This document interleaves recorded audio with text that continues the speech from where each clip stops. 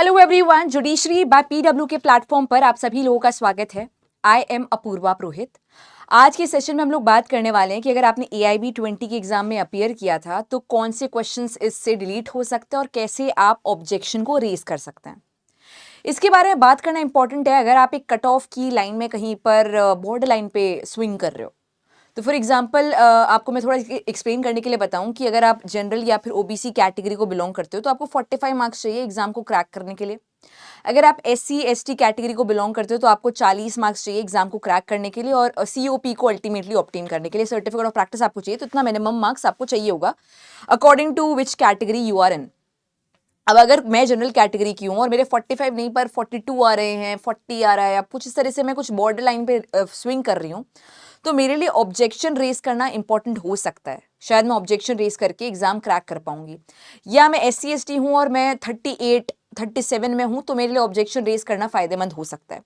तो अगर आपने प्रोविजनल आंसर की के साथ अपने आंसर्स को मैच किया है और आप कहीं पे बॉर्डर लाइन में फॉल कर रहे हो जहाँ पे आपको लग रहा है मेरे 38 मार्क्स आ रहे हैं SC ST में, या मेरे 42 मार्क्स आ रहे हैं जनरल कैटेगरी या OBC में, तो आप ऑब्जेक्शन बेशक रेस कीजिए कुछ पर्टिकुलर क्वेश्चंस के लिए।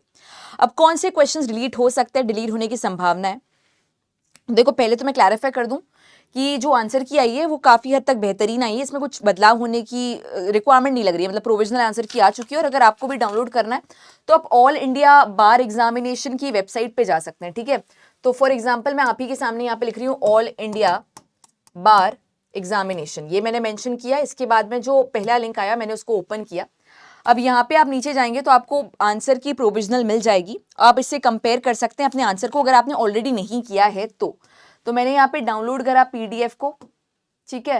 तो ये मेरे सामने सेट कोड A के हिसाब से और बाकी भी कोड के हिसाब से सेट B जो भी आपका क्वेश्चन पेपर आया उसके हिसाब से प्रोविजनल आंसर की आ गई है। जैसे कि मैंने कहा आंसर की में बदलाव की चेंजेस मतलब बदलाव की संभावना कम लग रही है मुझे, क्योंकि काफ़ी सही से इस बार बनाया है, काफ़ी बार काउंसिल ने ऑब्जर्वेशन के साथ। लेकिन कुछ एक प्रॉब्लम है कि जो क्वेश्चन पेपर आया था उसमें से कुछ क्वेश्चन है जिनमें ऑब्जेक्शन बेशक रेज हो सकता है। तकरीबन ऐसे 4 क्वेश्चंस तो मैंने डेफिनेटली शॉर्टलिस्ट किए हैं जिनमें काफ़ी संभावना है ऑब्जेक्शन रेज करने की। तो फॉर एग्जांपल आप चली जाइए क्वेश्चन नंबर 24 पे, सेट A के हिसाब से मैं बता रही हूँ, आप लोग अपने अपने सेट के हिसाब से देख सकते हैं कि आपका कहाँ पे फॉल कर रहा है। तो मान लीजिए कि मैं यहाँ पे आती हूँ क्वेश्चन नंबर 24 पर। तो यहाँ पे पूछा गया है कि how long does the registered address furnish under 14A of the CPC remain valid if not challenge. तो यहाँ पे 14 जो A1 ये लिखा हुआ है ये एग्जिस्ट नहीं करता CPC में, तो ये तो देखो डेफिनेटली चैलेंज होने वाला क्वेश्चन है। इसके बाद में आप जा सकते हैं 27 क्वेश्चन पे। क्वेश्चन में कोई प्रॉब्लम नहीं है, पर ये सवाल डायरेक्टली DV एक्ट से पूछा गया और DV एक्ट जो है आपके सिलेबस का पार्ट नहीं है। जो पब्लिश किया गया था syllabus bar council of India के द्वारा, उसमें डोमेस्टिक वायलेंस एक्ट को शामिल नहीं किया गया था, तो आउट ऑफ सिलेबस सवाल पूछा गया। इसी प्रकार से DV एक्ट के एक और सवाल पूछा गया, तो 2 क्वेश्चन तो यहीं पे हो गए। एक और क्वेश्चन DV एक्ट का है, उसको भी आप ऑब्जेक्ट कर सकते हैं। इसके बाद में you can go to 29 question, जहां पे आप देख सकते हैं लैंड एक्विजिशन एक्ट 1894 से सवाल पूछा गया, जबकि लैंड एक्विजिशन एक्ट 2013 आपके सिलेबस में पब्लिश किया गया। पुराने एक्ट से सवाल पूछा जाना थोड़ा सा प्रॉब्लम हो सकता है। जैसे कि फॉर एग्जांपल कोई कहेगा कि मैम ओल्ड लॉ से भी सवाल आ ही सकते हैं, लेकिन यूजुअली वो क्लैरिफाई किया जाता है सिलेबस में। फॉर एग्जांपल आपके सामने IPC भी लिख रखा है, BNS भी मेंशन किया हुआ है सिलेबस में, पर लैंड एक्विजिशन एक्ट के लिए केवल 2013 का ही आपके सवाल मतलब सिलेबस का पार्ट है। तो एक क्वेश्चन आपका CPC का हुआ, 2 क्वेश्चंस आपके DV एक्ट के हुए जो आउट ऑफ सिलेबस हुए, और लैंड एक्विजिशन एक्ट के भी आई बिलीव 2 क्वेश्चंस आपको मिल जाएंगे जो कि 1894 के हुए। तो 4-5 सवाल आपको मिल जाएंगे जिन पे आप बेशक ऑब्जेक्शन रेज कीजिए। और स्पेशली अगर आप मैंने जैसे कि कहा बॉर्डर लाइन में फॉल कर रहे हो तो आप तो मतलब यू हैव टू फाइल, अगर आपको अभी टाइम वेस्ट नहीं करना अपना और सर्टिफिकेट अभी चाहिए तो। अब ऑब्जेक्शन फाइल कैसे करें, ये तो सारे सवाल आपने बता दिए मैडम, लेकिन हम लोग फाइल कैसे करें, तो इसका एक तरीका है। यहाँ पे आप देख सकते हैं AIB 20 ऑब्जेक्शन ट्रैकर गाइड, कैसे ऑब्जेक्शन फाइल किया जाएगा इसकी पूरी गाइड दे रखी है आपको स्टेप बाय स्टेप। आप खुद से भी गो थ्रू कर सकते हैं ऑल इंडिया बार एग्जामिनेशन की वेबसाइट से, और मैं भी थोड़ा बहुत आपको बता देती हूँ। देखो सबसे पहले तो आपको लॉग इन करना है अपने रजिस्टर्ड यूजर ID, एक सेकेंड, यूजर ID और पासवर्ड के साथ में, जैसा कि आप देख सकते हैं ये मतलब आपको इंस्ट्रक्शंस बता रखे हैं कि किस तरीके से आप ऑब्जेक्शन रेज करोगे। ठीक है, लॉगिन किया आप लोगों ने और उसके लिए लॉगिन ID डाली, कैप्शन पासवर्ड डाला, कैप्चा डाला, जो भी आपको वो यहाँ पे दिया गया है। उसके बाद में आपने लॉगिन कर लिया। लॉगिन करने के बाद में आपके पास में ये ऑब्जेक्शन रेज करने की विंडो आई है, यहाँ पे आपने क्लिक करा, ठीक है, जो भी आपके सामने रेज ऑब्जेक्शन का वो आया उस पर क्लिक करके आप डायरेक्टली पहुंच जाएंगे AIB ऑब्जेक्शन ट्रैकर पर, जिसमें आपके सामने सवाल होंगे। सवाल के आगे लिखा है रेज ऑब्जेक्शन, तो आपको जिस पे भी ऑब्जेक्शन रेज करना है उसको आप चूज कर सकते हो सवाल के सामने, ठीक है। क्वेश्चन नंबर आप मेंशन करोगे, ऑब्जेक्शन का टाइप क्या है आप लिख सकते हो कि आउट ऑफ सिलेबस है या क्या है, इस तरह के अलग अलग ऑप्शंस आएंगे।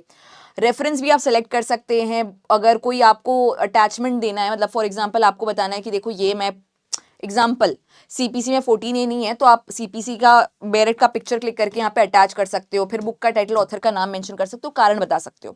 आउट ऑफ सिलेबस है तो जो पब्लिश सिलेबस आया था उसको क्या स्क्रीनशॉट पोस्ट कर सकते हो, ये सारी चीज़ें मेंशन कर सकते हो। कुछ चीज़ें एप्लीकेबल है, कुछ चीज़ें एप्लीकेबल नहीं है, मतलब कुछ चीज़ें मैंडेटरी है, कुछ चीज़ें मैंडेटरी नहीं है, उसके हिसाब से आप आंसर कर सकते हो।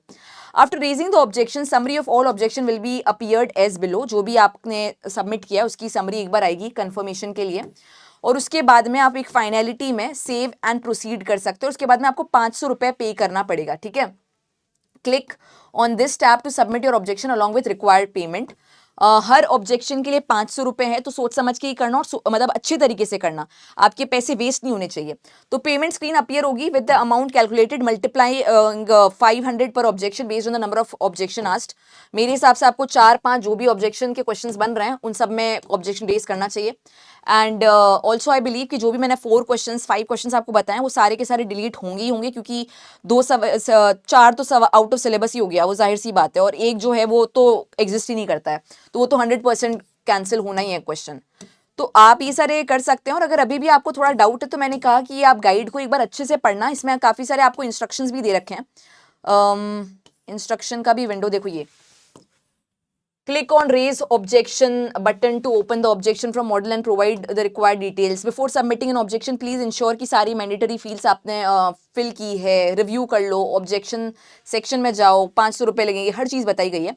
और objection raise करने का टाइम आपके पास 3 दिसंबर से लेकर 10 दिसंबर तक का है। 10 दिसंबर को आखिरी टाइम होगा 11:59, यानी कि 12 बजने से 1 मिनट पहले तक 10 दिसंबर को आप सबमिट कर सकते हो अपने ऑब्जेक्शंस को। तो पहले तो ज़रूरी ये है कि आप ये प्रोविजनल मार्क जो आंसर की आई है उसके साथ में आप अपने कंपेयर कर लो आंसर्स को, और अगर आप बॉर्डर लाइन में फॉल कर रहे हो तो ऑब्जेक्शन रेज करो। अब अगर आपके 100 में से 70 मार्क्स आ रहे हैं, अगर आपके 100 में से बहुत ही सेफ लाइन पे अगर आप फॉल करो 60 मार्क्स आ रहे हैं, तो आपको ऑब्जेक्शन रेज करने की रिक्वायरमेंट नहीं भी है। लेकिन आप कहीं पे भी बॉर्डर लाइन पे हो तो ज़रूर करो। अगर बहुत कम भी आ रहे हैं, मतलब 20 मार्क्स आ रहे हैं, तब भी कोई ज़रूरत नहीं है रेज करने की, क्योंकि आपका तो कुछ बदलाव होगा नहीं 3-4 मार्क्स से। तो ये सारी की सारी चीज़ें हैं। इसके अलावा मैं आपको बताना चाहती हूँ कि अगर आपको लगता है कि आपने एग्जाम क्रैक कर लिया है, मतलब मेरे तो 70 मार्क्स आ रहे हैं, 60 मार्क्स आ रहे हैं, या मैं तो क्रैक कर चुका हूँ, COP का वेट कर रहा हूँ, और वकालत आपको बेहतर तरीके से समझनी है, तो हमारे पास में बैच है प्रतिभा 2.0। प्रतिभा 2.0 हमारा बैच है, जिसमें आपको लीगल ड्राफ्टिंग और लीगल रिसर्च और एडवोकेसी की एथिक्स सिखाई जाएगी। तो इसमें आपका ड्राफ्टिंग शामिल है, इसमें आपके रिसर्च शामिल है। मैक्सिमम जो लोग वकील बनना चाहते हैं वो लोग बेयर मिनिमम रिसर्च करते हैं, उतना नहीं, सारे के सारे सर्च इंजन्स कैसे यूज़ करना है, केस ब्रीफ्स कैसे बनाने हैं, ड्राफ्टिंग किस तरीके से, डिफरेंट टाइप ऑफ, देखो एक मॉडल नहीं होता, हर चीज़ का एक अलग पैटर्न होता है, कॉन्ट्रैक्ट का एक अलग तरीका है ड्राफ्टिंग करने का, प्लीडिंग्स के लिए डिफरेंट मेथडोलॉजी है, तो सारी चीज़ें सिखाई जाएंगी। इसके अलावा आपको एथिक्स और कोड्स वगैरह भी ये सब चीज़ें कराई जाएंगी। तो ये जो बैच है आपके लिए बेहतरीन रहने वाला है। डिस्क्रिप्शन बॉक्स में इसका लिंक दे रखा है, आप PW एप्लीकेशन में भी जाके सर्च कर सकते हैं और उसमें एनरोल कर सकते हैं। सो या that is it. Thank you so much for joining in. आप को जो मैंने सारी डिटेल्स दे दी है, कैसे आप ऑब्जेक्शन को रेज कर सकते हैं, कैसे कौन से क्वेश्चंस डिलीट हो सकते हैं, प्रोविजनल मार्कशीट आपको कैसे मिलेगी, ये सारी चीज़ें भी मैं बता चुकी हूँ। Thank you so much for joining in. कोई भी और डाउट हो तो आप कॉमेंट में लीव कर सकते हैं। Thank you.